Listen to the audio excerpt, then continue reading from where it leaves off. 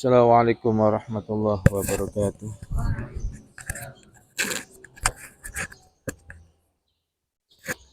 Allahumma la ilaha syafaati rasul. Al-Fatihah.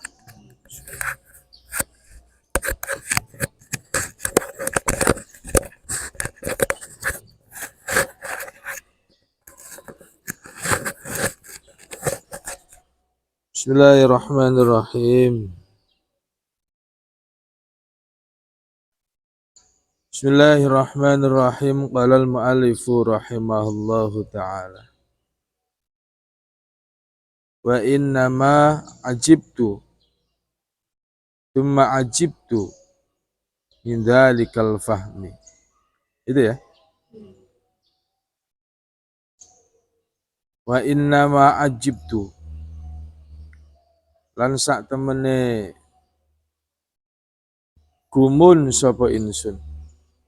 Aneh kaget sapa ingsun. Tumma ajibtu nuli gumun sapa ingsun. Min dalikal fahmi saking mengkono-mengkono pemahaman. Min dalikal fahmi saking mengkono-mengkono pemahaman. Li annal madinata krana sak temene kota Madinah al-munawwarata bi anwarihi. Al-munawwarata kang den sinari bi anwarihi kelawan pira-pira nure Kanjeng Nabi sallallahu alaihi wasallam.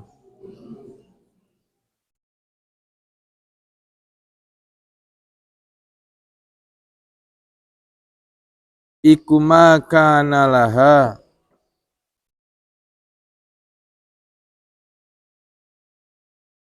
iku makana ora ono kumakana ora ono iku laha kadue al-Madinah apa ayu qimatin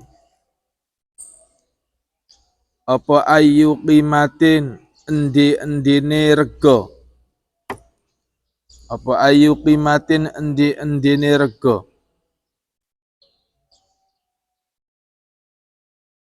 bainal biladi ing dalem antarane pira-pira negara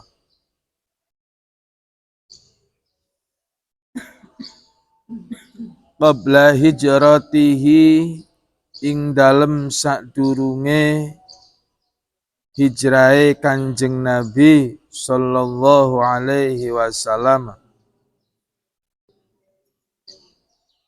ilaiha maring al-Madinah.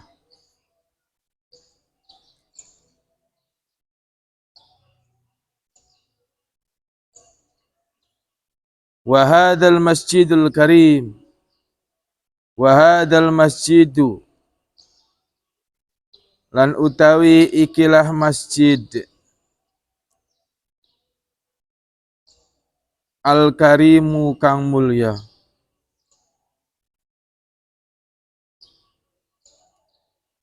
iku masjiduhu masjide Kanjeng Nabi sallallahu alaihi wasallam laula idafatuhu ilaihi alaihi salatu wassalam lakana ka kullu masjidin fadlalahu alayya laula idafatuhu diparil lamun ora ono utawi den bangsaaken apa hadal masjid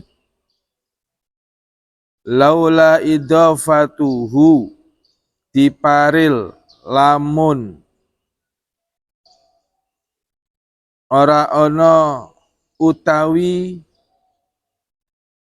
den bangsaaken apa hadal masjid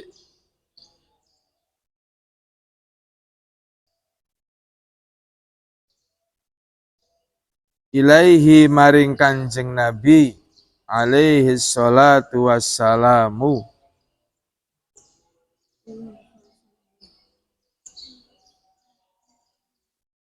lakana mongko yakti ana apa hadal masjid lakana mongko yakti ana apa hadal masjid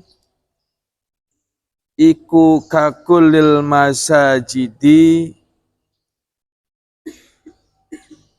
kaya sekabehane pira-pira masjid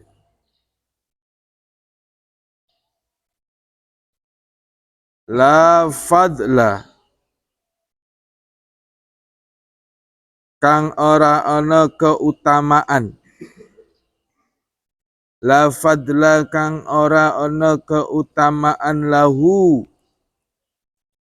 kaduwe masjid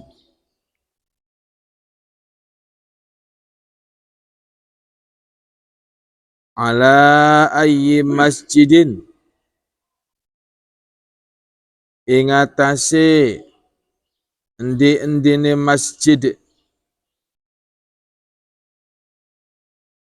min masajidid dunya saking pira-pira masjid dunya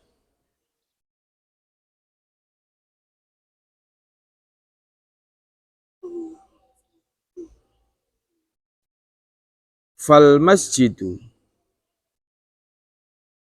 masjidu mongko utawi masjid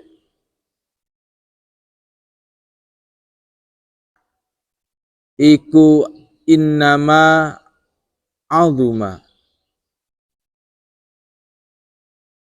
temen setuhune agung temen setuhune agung hadhil azamata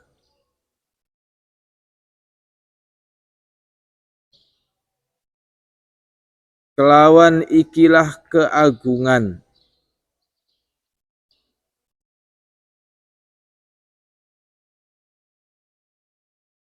wasarat lan dadi apa as-sholatu salat fihi ing dalem masjid bi alfi sholatin kelawan 1000 salat kelawan 1000 salat fi siwahu ing dalem sakliyane masjid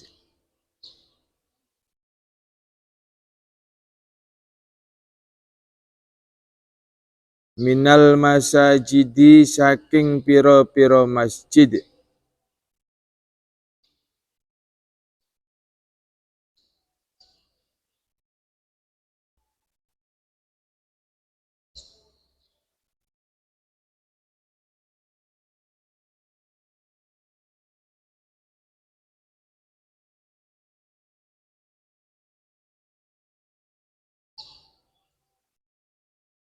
li'annahu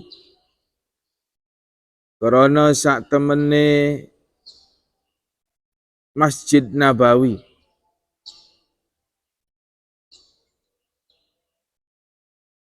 iku al masjidu masjid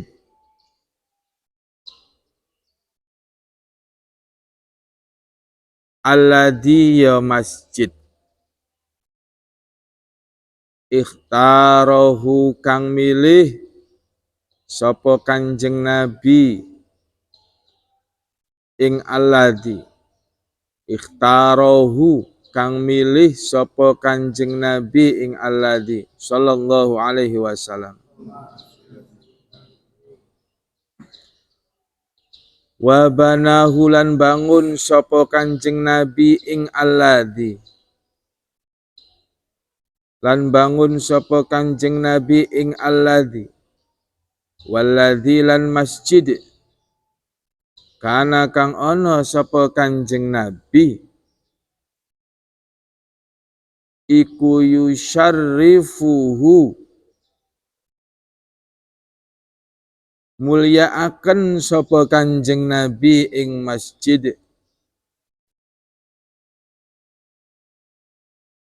fis sholati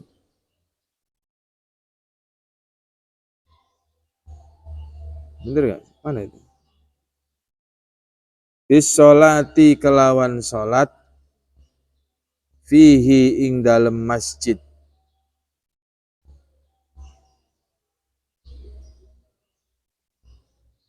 waladilan masjid kanat kang ana apa kelakuan kanat kang ana apa kelakuan iku tamhi apa ya?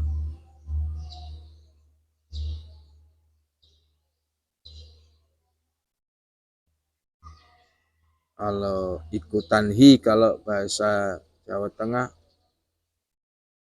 su'an itu apa ya? Ngalir terus apa tuh? Terus lah ikutanhi terus menerus itulah su'an jadi enggak berhenti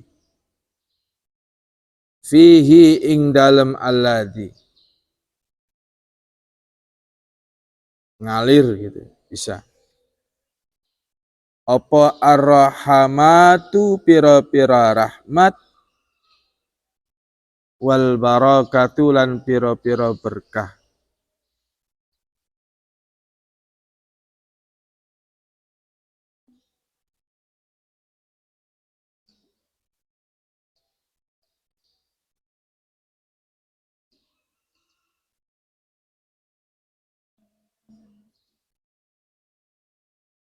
li khutwatihi krana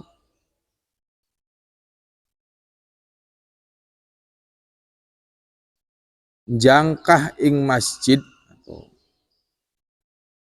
melaku ing masjid begitu bi hululis syakhsihi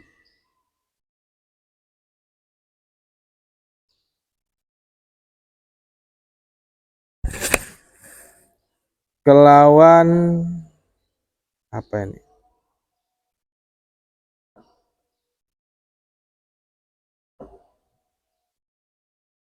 manjinge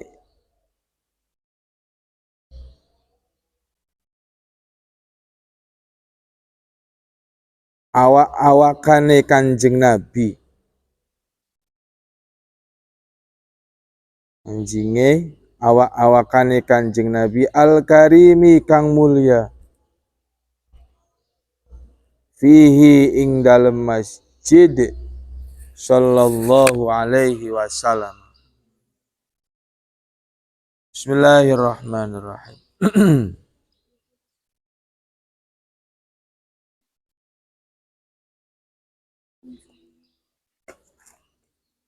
Wa innama ajibtu thumma ajibtu min dalikal fahmi.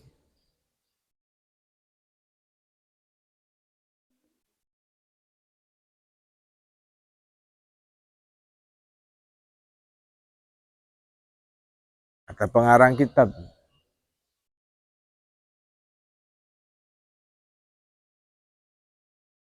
Saya merasa aneh.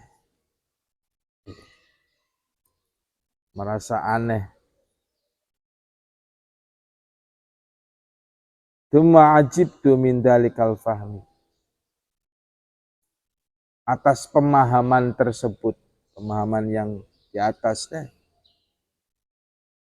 Pemahaman tersebut. Pemahaman bainal masjid dan sadri halah ziarah itu loh.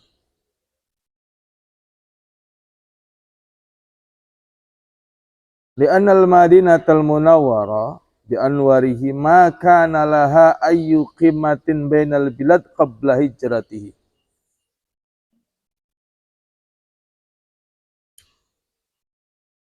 maka nalaha ayul khidmati. Bagaimana itu? Karena sesungguhnya kota Madinah Al-Munawwarah, kota Madinah yang dipenuhi, yang dicahayai dan dipenuhi oleh cahayanya Kanjeng Nabi.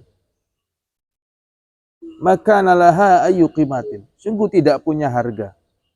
Tidak berharga, tidak istimewa.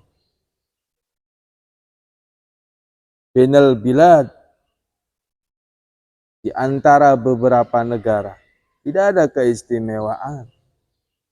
Tidak ada harga yang tidak ada harga lah. Tidak dihargai masjid yang ada di Madinah di antara negara-negara lain qabla hijratihi, kecuali setelah hijrahnya Nabi Shallallahu Alaihi Wasallam. Madinah itu bisa mulia karena Kanjeng Nabi hijrah ke sana, gitu loh. Kan begitu. Kota Madinah itu bisa berkah, bisa Al-Munawwarah julukannya. Itu karena Nabi. Sebelum Nabi hijrah ke Madinah, la qimatalah, tidak ada harganya. Sama halnya dengan kota-kota yang lain. Artinya, apapun yang ketempelan Kanjeng Nabi, itu jadi mulia, jadi berkah. Ya, termasuk masjid itu. Masjid Nabawi itu kalau yang bangun bukan Nabi, ya mungkin gak istimewa. Begitupun Madinah. Kalau Madinah, Rasul tidak hijrah ke situ, tidak akan mulia Madinah. Mekah itu tidak akan mulia kalau Rasulullah tidak dilahirkan di Mekah. Mekah itu menjadi mulia setelah Rasulullah lahir. Biasa aja. Bahkan adat di sana adalah jahiliyah. Ya kan? Bodoh-bodoh orang. Innama bu'istu utamimma makarimal akhlak. Aku diutus oleh Allah.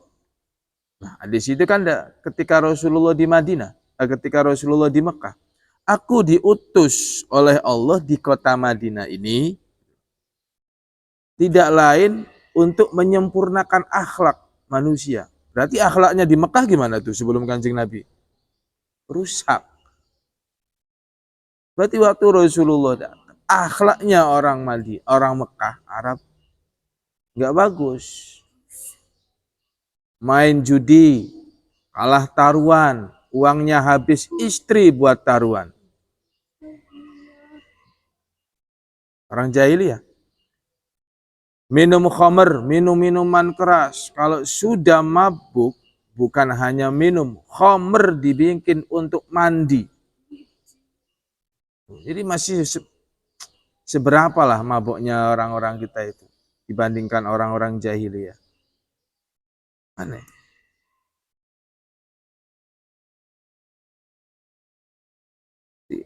Akhlaknya kurang baik. Punya sejarah peradaban yang kurang baik Mekah itu sebelum adanya Rasulullah Shallallahu Alaihi Wasallam. Kalau ketempelan Rasulullah baru jadi mulia. Apapun kalau bekas Rasulullah jadi mulia. Kenapa? Karena Rasulullah, kenapa sesuatu apapun yang bertempelan bersandarkan kepada Rasulullah menjadi mulia? Karena Rasulullah selalu bersandaran kepada Allah Subhanahu wa Ta'ala. Nama Rasulullah itu berapa kali bergandengan dengan nama Allah. Mulianya begitu. Salat, asyhadu an la ilaha illallah wa asyhadu anna Muhammadar Rasulullah. Tanpa menyebut nama Rasulullah tidak sah salatnya. Syahadat tanpa menyebut nama Rasulullah, Allahnya saja Tidak sah. Bahkan ketika ada seseorang yang percaya Allah tapi tidak percaya Rasulullah, imannya tidak sempurna. Adzan, asyhadu an la ilaha illallah, asyhadu anna Muhammadur Rasulullah. Selalu bergandengan. Maka dulu para sahabat itu pengen selalu berdekatan sama Rasulullah, itu pengen. Gitu. Ada yang deket-deket Rasulullah caper. Ada caper. Ada sahabat yang senangnya tidur terus kayak adalah, bukalah. Tidur, kalau ngaji ngantuk. Kalau Rasulullah datang bangun salaman, tidur lagi. Ada itu. Tidur. Tidur lagi. Rasulullah datang bangun salaman, tidur lagi. Selalu begitu. Ya, macam-macam penghormatan atau cara simpatisan para sahabat supaya biar dianggap caper Kanjeng Nabi itu. Takzimnya para sahabat ke Kanjeng Nabi itu beda-beda. Bahkan ada loh, banyak para sahabat yang tidak pernah sowan ke Kanjeng Nabi, banyak. Kenapa? Karena enggan. Rasa enggak pantas. Ada sahabat yang enggak pernah ngelihat Rasulullah, kalau berhadapan nunduk, itu ada. Ya sopan. Ada. Seorang wali kalau sholat jamaah di belakang, terus kenapa nggak di depan? Oh saya malu, dosanya banyak kok di depan. Ada. Gitu. Bahkan istri-istrinya pun ketika memandang Rasulullah nunduk. Jadi yang berani memandang Rasulullah itu ya hanya sahabat-sahabat yang apa ya?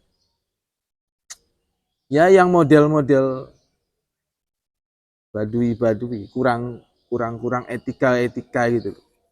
Sahabat-sahabat yang kurang apa? Ya akhlaknya kurang lah. Mandang Rasulullah.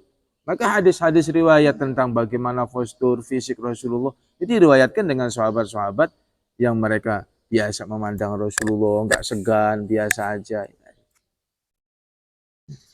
Ada yang seperti itu.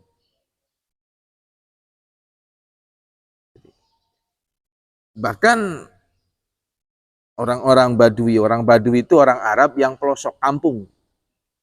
Orang kampung kan selengean. Iya enggak?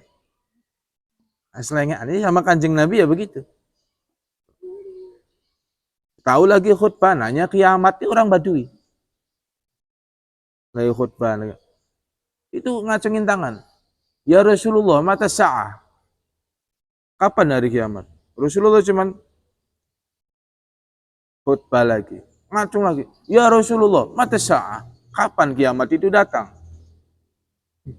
Lagi khutbah loh. Model apa ini kalau lagi khutbah, kiainya khutbah terus berani tanya tuh model yang bagaimana tuh kira-kira? Santri yang apa tuh? Ya Rasulullah, mata sa'ah. Nah, ketiga kalinya kan Rasulullah negur akhirnya. Kenapa sih kamu tanya-tanya lagi khutbah? Loh Rasulullah, Anda itu menerangkan kiamat tapi nggak jelas kapan alamatnya, kapan waktunya, kan nggak jelas. Yang jelas dong kalau nerangin. Nerangin kiamat, kapan datangnya, tahun berapa, kan nggak dikasih tahu. Kalau ngasih kabar ya adresnya yang jelas ya Rasulullah. Gitu. Itu orang Badui. Sampai menjadi hadis dan hadisnya sahih. Ya kan? Jadi sukanya ngetes-ngetes begitu orang-orang Badui itu.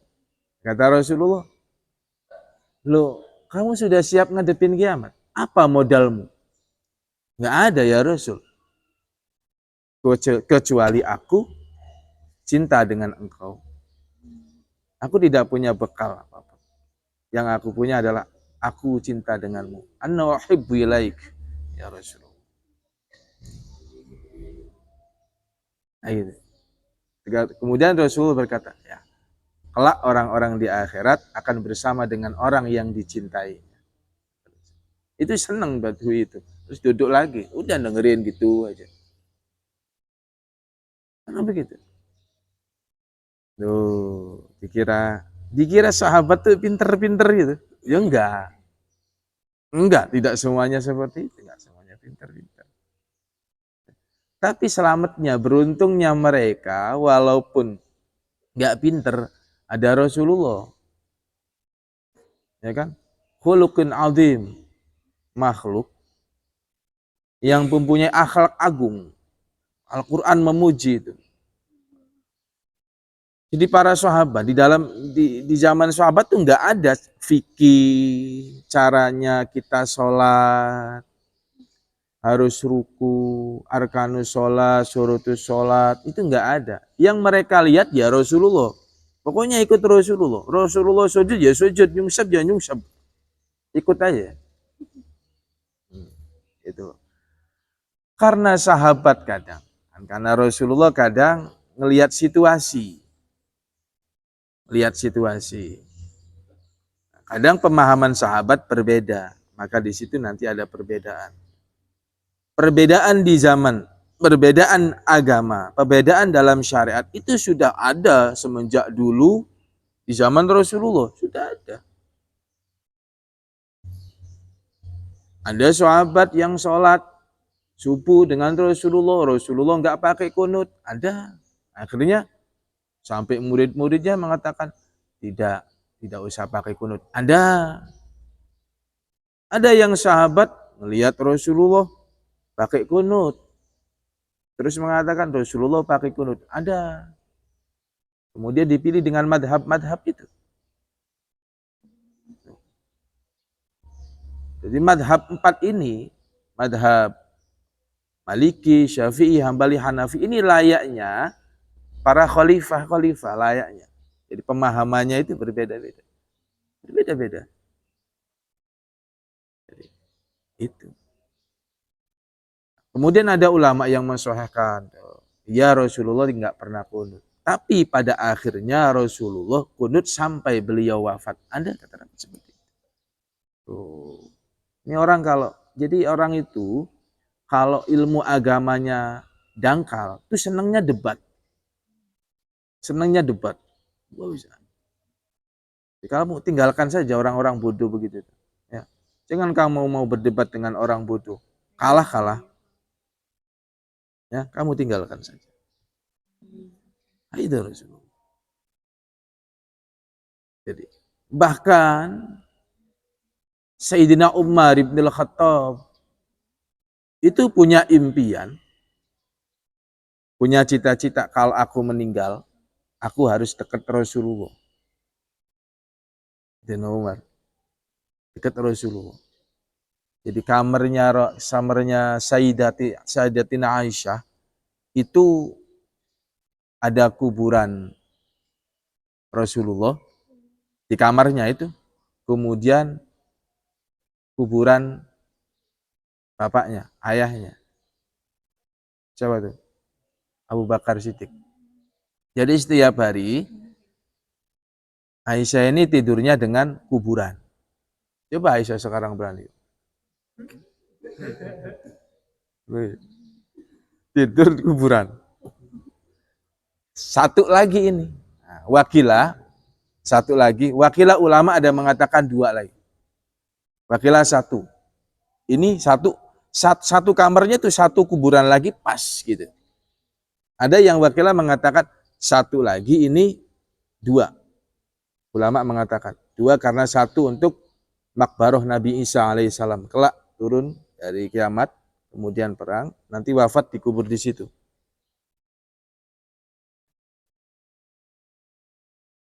Kemudian, ya benar terjadi.